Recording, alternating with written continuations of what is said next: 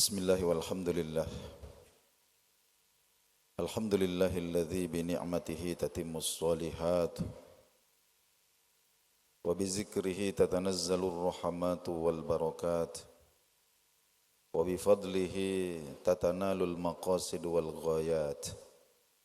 Asyhadu an la ilaha illallah wahdahu la syarikalah wa asyhadu anna Muhammadan abduhu wa rasuluh.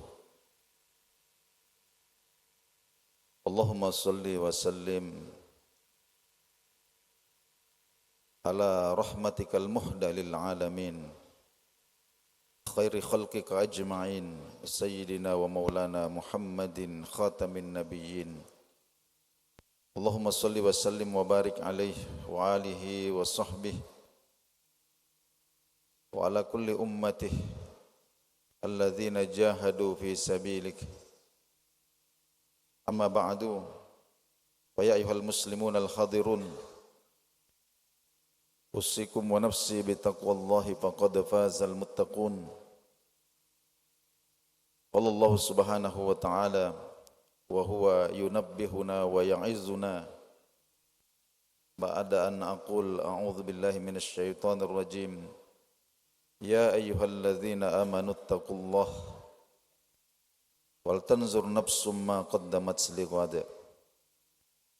Wa qala fi ayatin ukhra innama yataqabbalullah minal muttaqin. Shadaqallahul azim. Bapak-bapak, saudara-saudara seiman, sekeyakinan, rahimakumullah.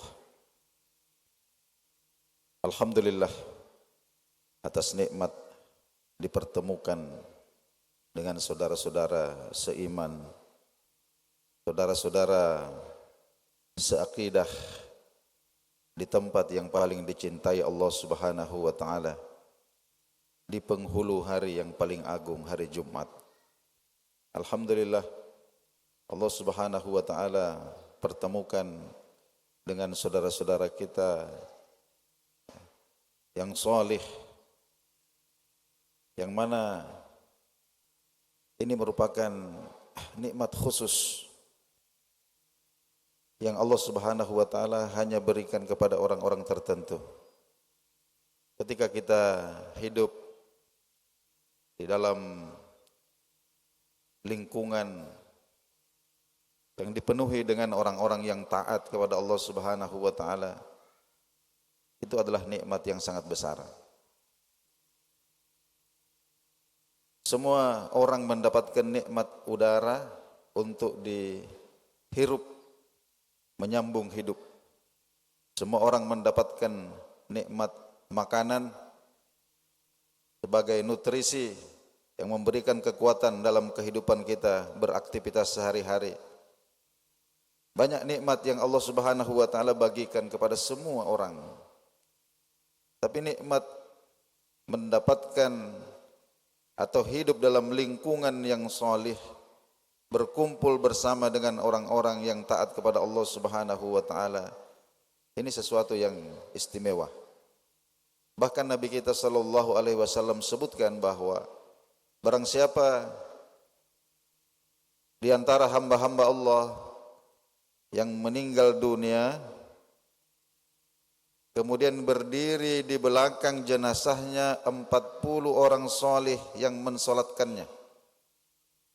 Barang siapa di antara hamba Allah yang meninggal dunia kemudian berdiri di belakang jenazahnya 40 orang salih yang tidak menyekutukan Allah, mensolatkan dia, maka itu pasti dan pasti menjadi sebab Allah Subhanahu wa taala akan memberikan syafaat kepadanya.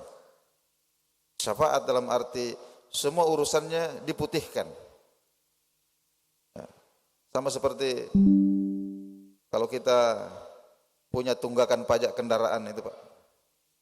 Pajaknya belum kita bayar, tunggakan bertahun-tahun, tiba-tiba ada pemutihan. Semua perkaranya dianggap selesai. Itulah makna syafaat. Coba bayangkan. Jadi hadirin yang dimuliakan Allah Subhanahu wa taala, mari kita periksa handphone kita, di daftar kontak itu, pastikan di dalam kontak kita itu paling tidak ada 40 orang yang kita ketahui bahwa ini adalah orang soleh. Pastikan paling tidak 40 orang di dalam kontak kita itu ada 40 orang soleh yang kita kenal dan mengenal kita. Yang ketika kita meninggal, mereka akan datang melayat jenazah kita bukan karena kita atasannya, bukan karena kita bawahannya kemudian dia datang, bukan karena kita atasannya kemudian dia datang, bukan. Bukan karena dia itu karyawan kita kemudian dia datang melayat. Bukan karena dia punya utang kepada kita kemudian dia datang melayat, bukan. Tapi dia datang karena terpanggil bahwa kita berada dalam circle yang sama, yaitu circle ketaatan, kesolihan pada Allah Subhanahu wa taala. Dan suasana ini, hadirin yang dimuliakan, kita betul-betul temukan pada bulan suci Ramadan. Kalau kita ingat-ingat, banyak kita waktu luang untuk duduk-duduk bercengkrama di tempat-tempat, di masjid-masjid. Ya, apa yang kita bicarakan? Kita membicarakan perkara akhirat. Kita membicarakan bagaimana menjadi hamba yang baik, bagaimana bangkit dari keterpurukan setelah kita melakukan dosa. Sesungguhnya inilah kita memahami bahwa kita tidak bisa masuk ke dalam surga sendirian. Itulah sebabnya kenapa Nabi Musa ditemani oleh Nabi Harun alaihi wassalam. Kenapa Nabi Zakaria ditemani oleh Nabi Yahya alaihi wassalam. Kenapa Nabi Ibrahim ditemani oleh Nabi Ismail alaihi wassalam.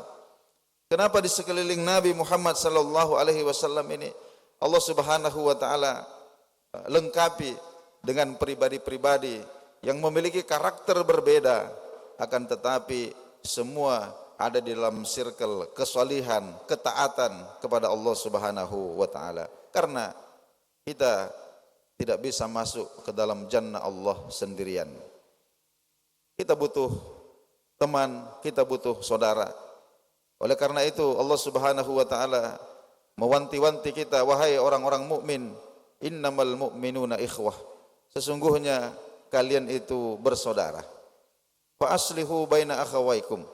Jadi jika ada retak-retak, jika ada hal-hal yang bisa merusak persaudaraanmu, maka berinisiatiflah untuk melakukan perbaikan. Segera, fa aslihu, segera, jangan menunda. Karena itu hadirin yang dimuliakan Allah Subhanahu wa taala, salah satu amalan yang paling afdal pada bulan Syawal ini adalah menyambung yang putus, mengeratkan yang longgar dari persaudaraan kita sebagai sesama muslim. Nabi kita sallallahu alaihi wasallam memberikan batas waktu kepada kita. Jika terjadi hal-hal yang menyebabkan engkau bermusuhan dengan saudaramu, maka Nabi memberikan kepada kita waktu paling lama 3 hari, cukup untuk kamu padamkan api kebencian itu.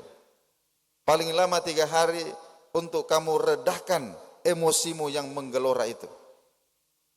3 hari. Lebih daripada itu kita sudah berdosa. Kita sudah berdosa. Ini Nabi SAW bersikap tegas seperti ini bukan karena kejam, bukan karena tidak mengerti perasaan kita. Tapi Nabi SAW justru mengasihani kita.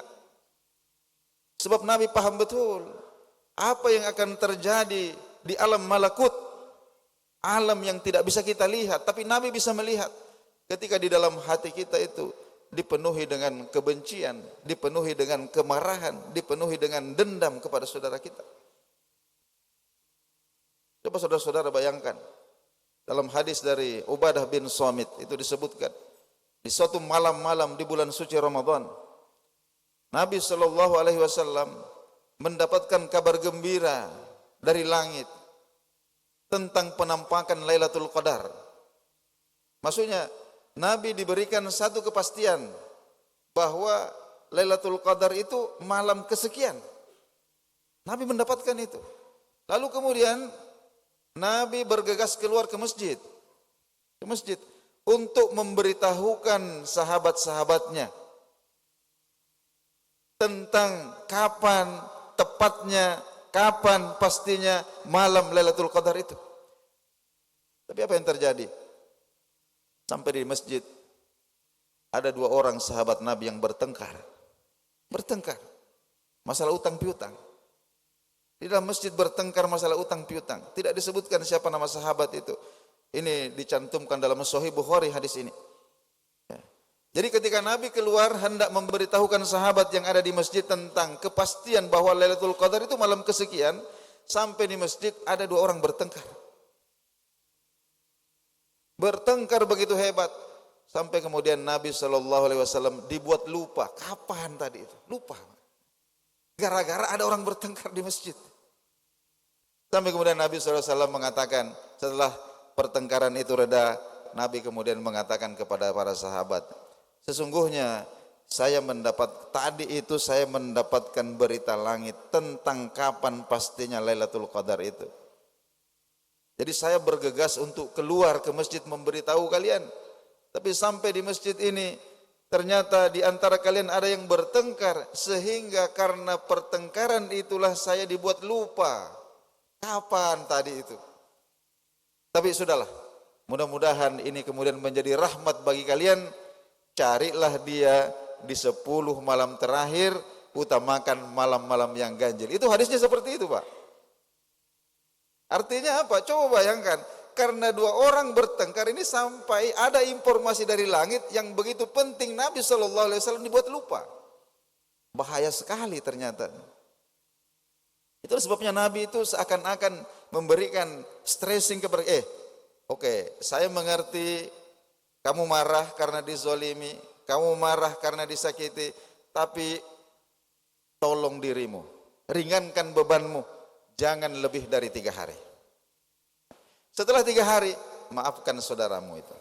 Dan yang paling afdal adalah siapapun yang lebih dahulu mendatangi saudaranya, maka dialah yang paling utama. Jadi bukan masalah siapa benar, siapa salah, bapak-bapak, saudara-saudara sekalian. Ya. Tapi siapa yang lebih dulu? Kalau Anda salah, tapi Anda lebih dulu datang, Andalah yang terbaik.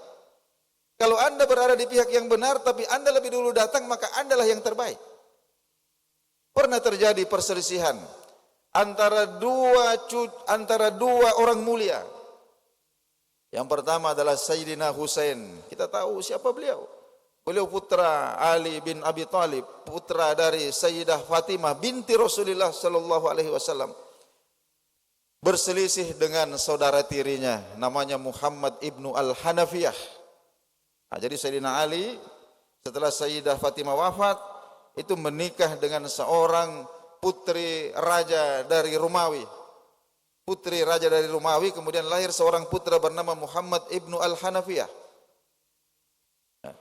Berselisih dua orang bersaudara ini, Sayyidina Husain dengan Sayyidina Muhammad ibnu Al-Hanafiyah, tentang satu masalah. Lalu kemudian Sayyidina Muhammad ibnu Al-Hanafiyah 2 hari setelah pertengkaran itu mengirim surat kepada kakaknya Sayyidina Husain. Mengirim surat. Apa isi suratnya?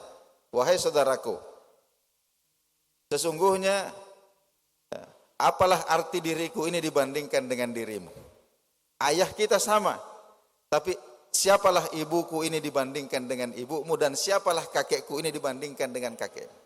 Sesungguhnya saya mendengar bahwa Rasulullah sallallahu alaihi wasallam, kakekmu, mengatakan, jangan ada perselisihan di antara kalian melebihi 3 hari. Jangan ada perselisihan di antara kalian melebihi 3 hari. Kalau sudah 3 hari, siapa yang lebih dahulu datang, maka dialah yang paling utama. Aku, kata Muhammad ibnu Hanafiyah, ingin mendatangimu, tapi keutamaan adalah milikmu. Aku ingin mendatangimu, tapi keutamaan adalah milikmu. Siapalah aku ini dibandingkan dengan dirimu? Oleh karena itu datanglah kepadaku, karena engkau adalah pemilik keutamaan. Coba bayangkan ini. Jadi orang yang merasa betul bahwa untuk mendapatkan siapa yang lebih dahulu datang itulah yang lebih utama. Tapi Muhammad ibnu Al-Hanafiyah menyadari bahwa dia itu tidak bisa melebihi keutamaan daripada Sayyidina Husain dari segi nasabnya, dari segi kemuliaannya, dari segi ilmunya. Oleh karena itu beliau mengatakan, saya tidak bisa lebih utama daripada engkau wahai kakakku, maka datangilah aku dan kita berdamai. Bayangkan, hadir yang dimuliakan Allah Subhanahu. Sangat indah apa yang dicontohkan oleh keturunan-keturunan yang mulia ini. Hadirin sidang jamaah Jumat rahimakumullah. Kemudian Nabi SAW mengatakan, bila engkau mendatangi saudaramu yang memboikot dirimu, kemudian kamu mengucapkan salam, Assalamualaikum wahai saudaraku. Kemudian saudaramu itu menjawab, Waalaikumsalam. Berarti kalian berdua berbagi dalam kebaikan. Kalian berdua berbagi di dalam kebaikan. Tapi jika kemudian engkau mendatangi saudaramu yang berselisih denganmu itu, lalu mengucapkan salam, Assalamualaikum, dan dia tidak menjawab, maka cukuplah dosa itu dia tanggung sendiri. Maka cukuplah dosa itu dia tanggung sendiri. Karena itu saudara-saudaraku sekalian, amalan yang paling utama di bulan Syawal ini, mari kita perbaiki. Apa-apa yang terputus, mari kita sambung. Kita tidak mengapa kemudian ketika kita memaafkan, tidak mesti kita bersalaman. Tidak mesti kita bersalaman. Karena yang mengetahui itu, jadi salaman itu hanyalah pengikraran. Tapi yang paling penting itu adalah bagaimana hati kita ini. Allah Subhanahu wa taala paling mengetahui apa yang ada di dalam hati kita. Cukuplah Allah yang mengetahui bahwa ya Allah, saudaraku yang pernah menzalimiku itu, saksikanlah bahwa dengan mengharapkan keridhaanmu aku sudah memaafkannya. Nah, itu sudah cukup. Hadirin yang Allah Subhanahu wa taala, mudah-mudahan di bulan Syawal ini Allah Subhanahu wa taala memberikan kepada kita semua kelapangan dada. Kelapangan dada, kejernihan basirah untuk melapangkan, meringankan beban batin kita. Dan tentu saja semua kemarahan, semua dendam itu obatnya cuma satu. Kalau kita ingin berdamai, berdamailah dengan diri kita sendiri terlebih dahulu dengan memaafkan, maka kemudian kita akan mudah untuk berdamai dengan orang lain. Mudah-mudahan khutbah singkat ini bermanfaat. Allah Subhanahu wa taala mengingatkan kita dalam Al-Qur'anul Karim pada a'udzubillahi minasyaitonir rajim, wal 'asr innal insana lafi khusr illal ladzina amanu wa 'amilus solihati wa tawassaw bil haqqi wa tawassaw bis sabr. Barakallahu li wa lakum fil Qur'anil Karim wa taqabbalallahu minni wa minkum tilawatah wa astaghfirullaha li wa lakum. Amin ya rabbal alamin.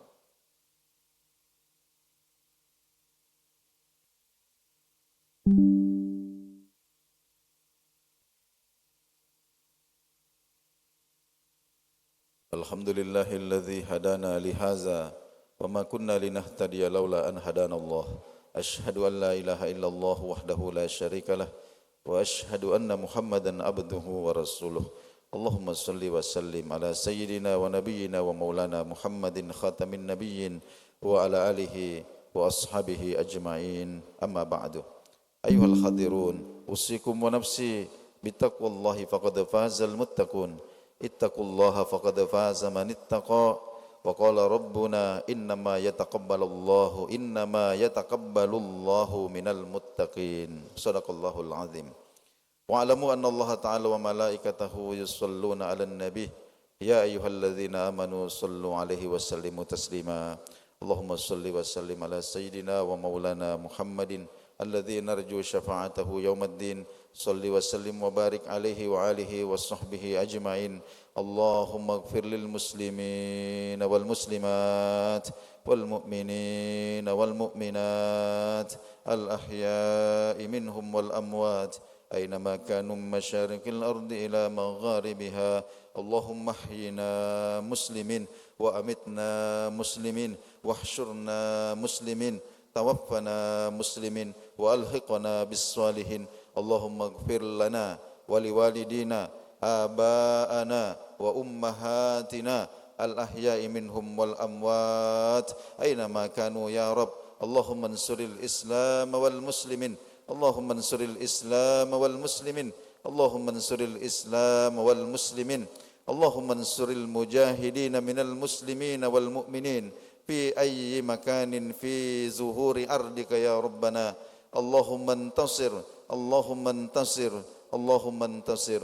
اللهم ربنا آتنا في الدنيا حسنة وفي الآخرة حسنة وقنا عذاب النار. آمين يا رب العالمين. أقول قولي هذا وأستغفر الله لي ولكم. أقم الصلاة. بسم الله الرحمن الرحيم. اللهم صل على سيدنا محمد وعلى سيدنا محمد. الله أكبر، الله أكبر. أشهد أن لا إله إلا الله. أشهد أن محمدا رسول الله.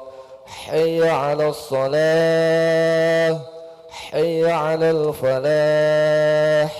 قد قامت الصلاة، قد قامت الصلاة. الله أكبر، الله أكبر. لا إله